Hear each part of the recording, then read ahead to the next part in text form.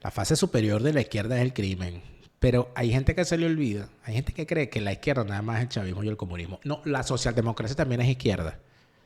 Y también terminan siendo criminales si se les deja llegar al poder. O si se les permite andar por la calle diciendo cosas. La semana pasada, Acción Democrática, o lo que va quedando de esa cosa llamada Acción Democrática, en manos del delincuente de Henry Ramos Alup y sus cachimbos, hicieron público un video en el que utilizaban la figura de Carlos Andrés Pérez para hacerle campaña a el bobotrón que tienen de candidato, a ese pobre loco, a ese pobre diablo, a ese indigente del pensamiento, a ese menateroso de la política, a ese recogelatas de la vida llamado Carlos Properi Manuit, que es malo por Properi y por Manuit, imagínense. Pero hablamos en el canal de Neomar Hernández en su programa El Fin de Político sobre lo que esto había significado. Pero, ¿qué significa lo que es Acción Democrática? ¿Para qué sirve Acción Democrática hoy? Acción Democrática no ha superado a Carlos Andrés Pérez y por eso que lo utilizan de la forma que lo utilizan. Y de eso vamos a hablar en este programa de todos los domingos. La ñapa junto a Neomar Hernández en Fuera de Orden. Daniel Lara Faría.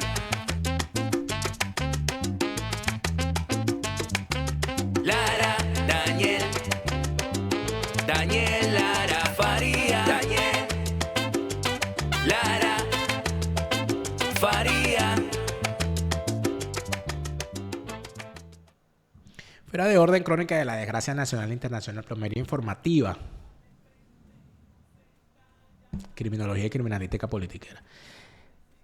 La fase superior de la izquierda es el crimen, no lo olvides jamás. Y por eso es que estamos acá de nuevo, defecándonos en el alma de todo aquel que diga ser de izquierda. Gracias por estar de vuelta a su canal YouTube favorito, Daniel Lara Farías Presenta. Gracias por suscribirse, por activar las notificaciones. Es para nosotros un honor estar con nosotros, tener con nosotros en este momento en el que estamos grabando este programa a los suscriptores del Plan Full en Patreon. Suscríbete a nuestro Plan Full y podrás disfrutar todas las semanas de los intríngulis de esta grabación con el confesionario en vivo y muchas cosas más.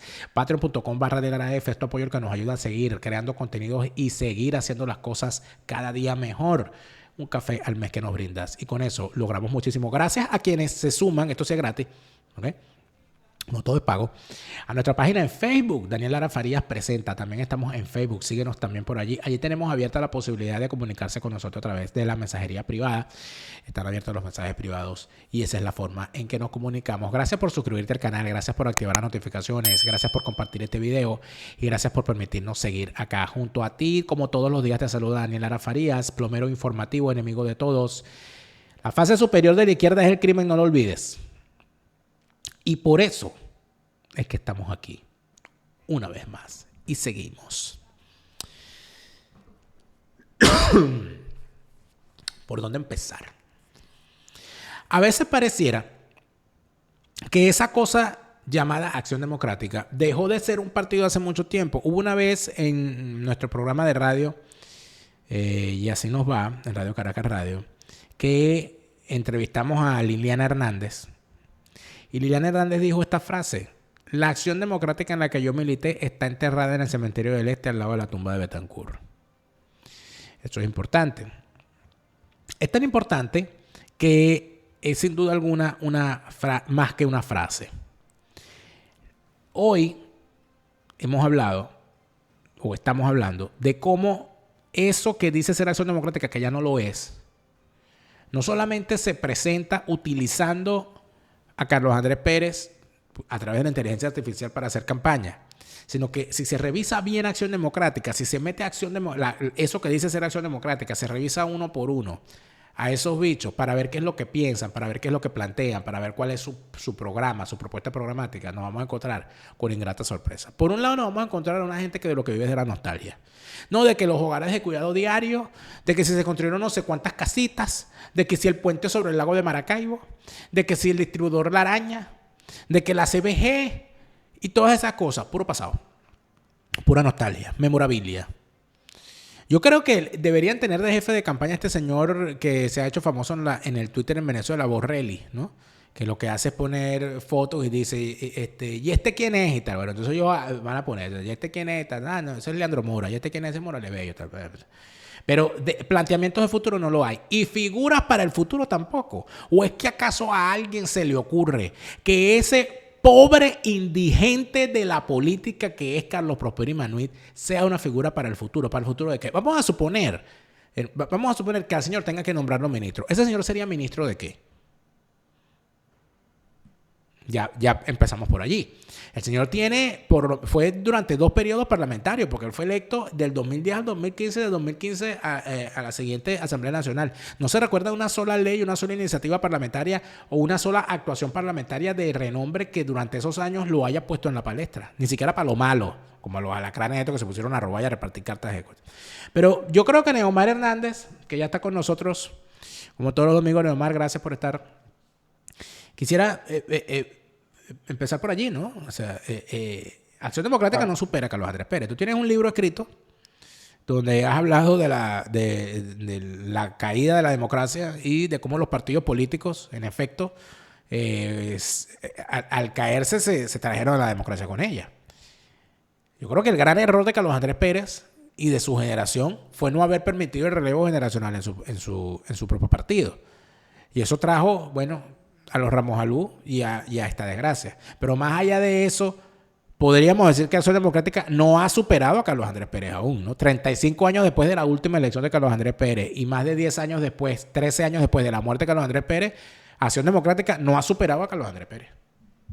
Te quiero decir 2 cosas en principio. En el documental más reciente que hizo Teiza de Carlos Andrés, que ya tiene 2, que es como que mi preferido porque es el Carlos Andrés. Claro, el primero fue como más espectacular porque eran los 2 Pérez, ¿no? El Pérez megalómano y el Pérez un poco venido hacia el Estado mínimo, hacia las reformas de los finales de los 80 en América, donde se promovía pues los procesos de liberalización y todo este tipo de cosas. Pero el segundo documental, que es el más reciente, que es el Pérez venido a menos, que es el Pérez en la soledad, el Pérez preso incluso, el Pérez que es desterrado de Acción Democrática. Es un documental formidable porque hay una parte de él, Daniel, donde Carlos Andrés se le pregunta por esto mismo que tú acabas de decir. Yo no sé si tú viste esa parte. Él le dicen, ¿usted cree que estuvo bien? Que algo que tú has acusado de que yo recuerde, que yo tengo memoria, tú has dicho que este fue el gran problema de Pérez, empeñarse en volver a ser presidente.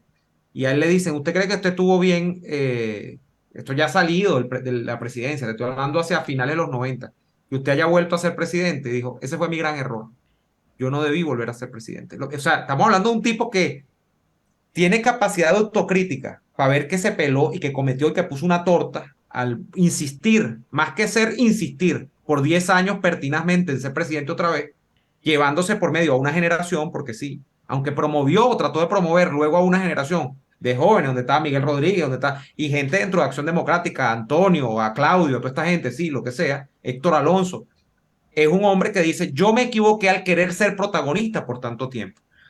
Pero lo otro que te iba a decir es que alguien dijo alguna vez, yo no recuerdo quién, que precisamente el proyecto de Acción Democrática estaba tan agotado que se agotó por vía de cumplimiento. Es decir, que Acción Democrática, esas cosas que se planteó en los años 40, pues ni siquiera te puedo hablar bueno, sí, estamos hablando del Partido Democrático Nacional, lo que sea, pero que esas metas que tenían que ver mucho con una época de un Estado que adquiría una especie de nacionalismo económico, donde además había la idea de imponer la justicia social, que tenía que ver con un movimiento de centroizquierdas y que podríamos catalogar hoy día dentro de lo que podría calzar dentro de los movimientos socialdemócratas. Fue un proyecto que se agotó por cumplimiento, es decir, aquí se nacionalizó todo lo que se quiso nacionalizar. El Estado dio las ayudas que quiso dar a la gente en determinados temas, vivienda, educación, salud, lo que te dé la gana. Se hizo o se pusieron en práctica todas estas políticas de intervencionismo económico a partir de esos estados que intervenían justamente en la economía. Se hizo lo que se utilizó, que era lo que principalmente planteaban los fundadores de Acción Democrática, el petróleo, como también lo planteaba Uslar Prieti, por cierto, que después se dice, no, que es una cosa, se utilizó el petróleo para el desarrollo nacional. O sea, se hizo un petroestado, porque esta es la mentalidad de los fundadores de Acción Democrática, utilizar al petroestado para promover un estado de justicia social. O sea, todo eso se hizo. Y de algún modo, todo dentro de las metas se cumplió. ¿Cuál es el problema? Que lo acusaba en este libro que nosotros comentábamos parcialmente, yo no sé si fue en el Finde o incluso en el Confesionario, Gumersindo Rodríguez con Blanco Muñoz. El problema fue que Acción Democrática se quedó sin proyecto. Acción Democrática no tiene proyecto desde hace 35 años y cuando busca o trata de tener proyecto, empieza entonces a copiarse de una vaina que ni siquiera tiene sentido ya para Europa, que es lo que está ocurriendo en estos países del primer mundo europeo, que es el estado de bienestar europeo. Entonces, hablando de unas vainas que no tienen sentido en Venezuela, una cantidad de cosas que realmente no calzan ni siquiera con la realidad nacional, que estamos hablando frente a una realidad que te clama profundamente, que tiene que virar hacia otro modelo económico. No, y estos tipos todavía están defendiendo que si las ayudas sociales, que si no sé qué.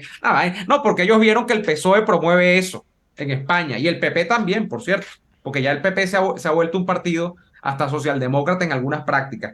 Y entonces, porque ellos ven eso, ellos dicen, esto es lo que hay que hacer. O lo promueve el Partido Liberal en Colombia, o lo promueven los socialdemócratas dominicanos. Entonces, ellos están en esto de no comprender al país. Pero, Y Neomar, Daniel, tú has dicho que desde hace 35 años se le agotó la agenda, pero se quedaron sin proyecto.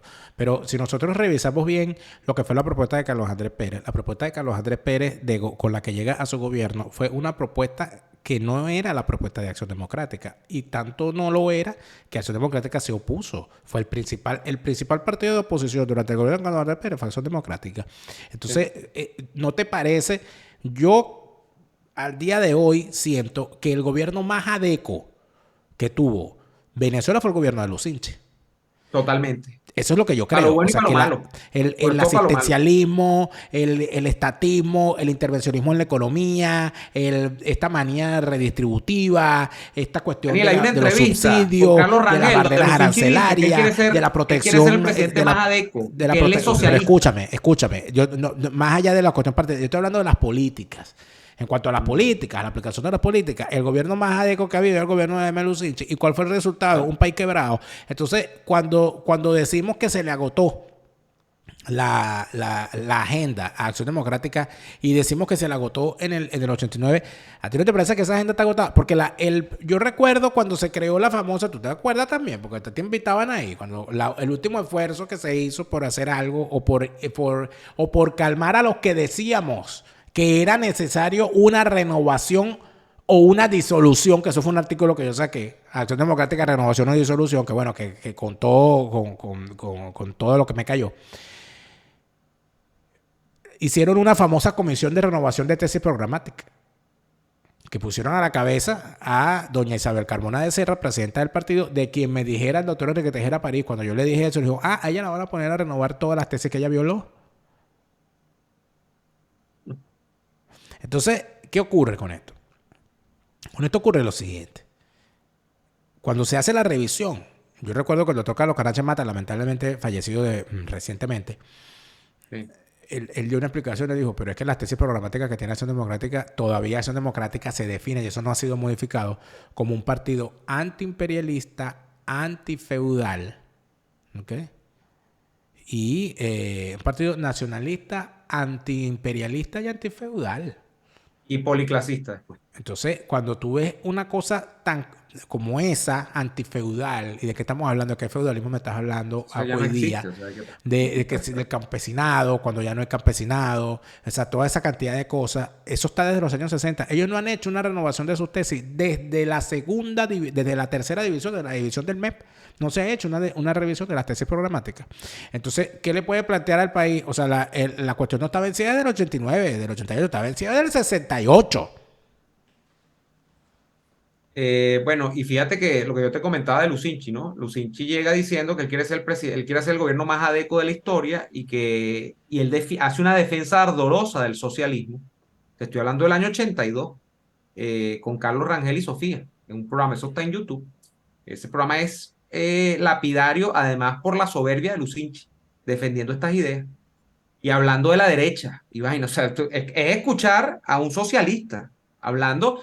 Lo que pasa es que, obvio, sabemos que Lucinchi no era comunista, sabemos que Lucinchi le gustaba el whisky, sabemos que Lucinchi tenía, o sea, tenía una vida más burguesa que proletaria, pero estamos hablando de una persona que creía fervientemente, y esto hay que decirlo, o sea, que creía fervientemente en que el Estado, y él lo decía allí, el Estado no puede estar dejando a la libre a todos los factores de la Era economía. un pequeño Entonces, burgués en toda la extensión de la palabra en términos venezolanos.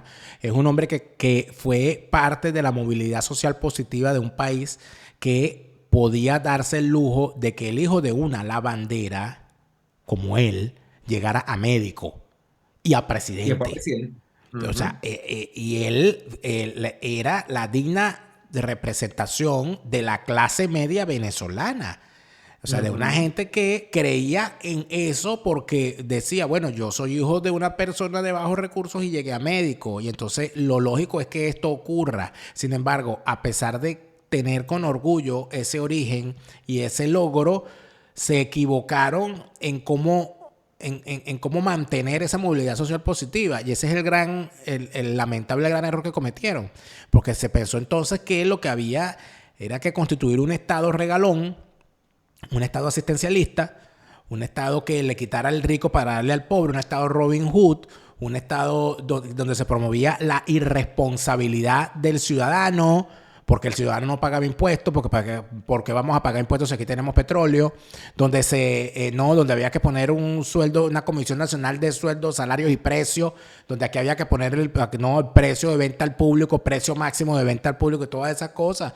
Y bueno, ¿y eso qué causó? Eso causó la quiebra del país. Ese Partido de Acción Democrática que hoy anda usando la figura de Carlos Andrés Pérez para hacerle campaña a un bobotrón que dice ser candidato de ese partido en unas elecciones que no existen, ni hizo el proceso de reflexión sobre lo que fue el gobierno de Lucinchi y sus políticas, ni hizo el proceso de reflexión de lo que fue el gobierno de Carlos Andrés Pérez, truncado por ellos.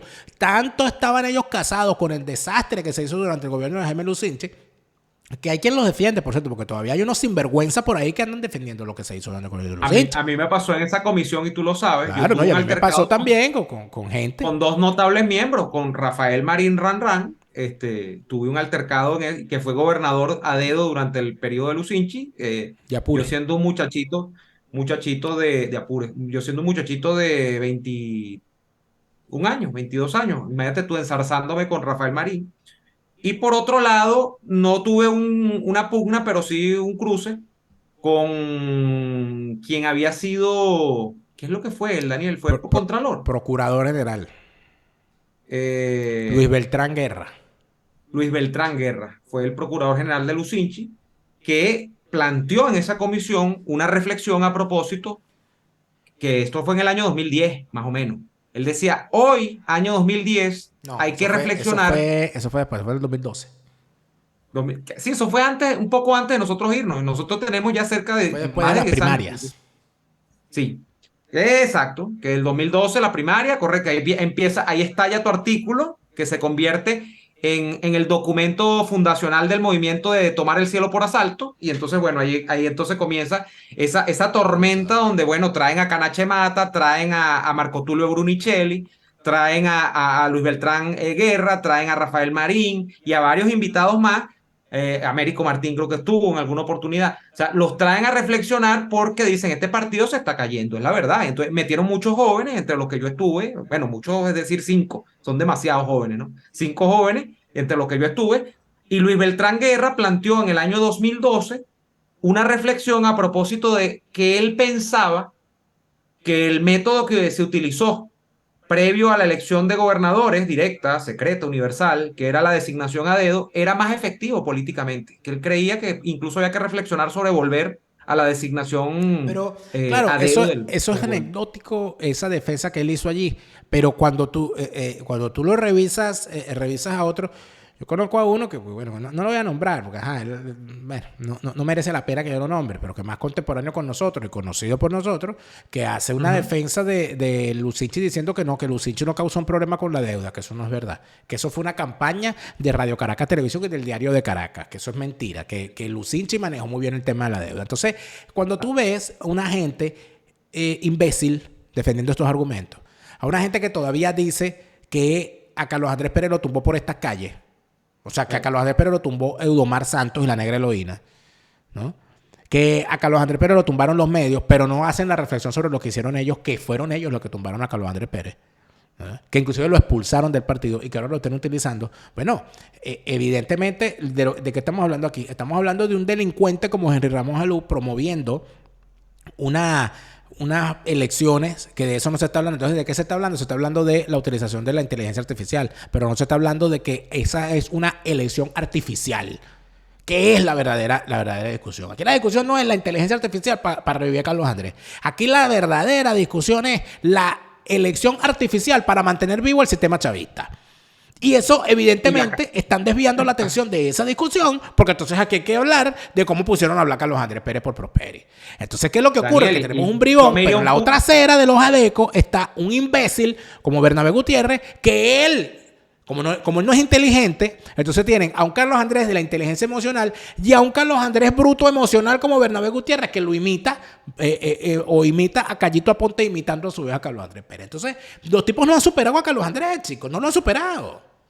Para mí, Daniel, la historia es tosca, pero demasiado realista en muchas ocasiones. Y fíjate cuál es la consecuencia natural de ese devenir, de esa acción democrática. Por un lado, como tú has dicho, que un candidato con un partido además intervenido, judicializado, y que le dio las tarjetas del partido a Bernabé Gutiérrez, sea un tipo como Bernabé Gutiérrez, que todo el mundo está absolutamente seguro que es un bandido. O sea, nadie pone en duda. Yo no conozco a la primera persona, Daniel, ni siquiera los amigos de Bernabé, que digan que Bernabé es un hombre decente. O sea, todo el mundo está seguro Él de que más Bernabé bien, Gutiérrez es un choro. él se enorgullece de Claro. su carácter de delincuente.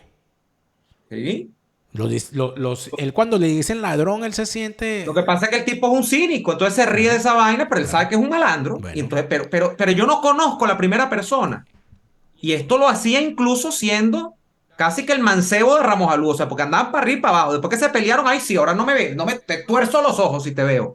Eso es como si yo viniera y te dijera a ti un día, no, yo a ti no te conozco, coño, tenemos 10 años trabajando juntos. Estos bichos tenían 25 años 30. llenándose, haciendo vaina, haciendo cualquier cantidad de guarrerías españolas ahí, todo esto todos los días en esa vaina. Ah, no, pero ahora no se conoce. Bueno, ese tipo.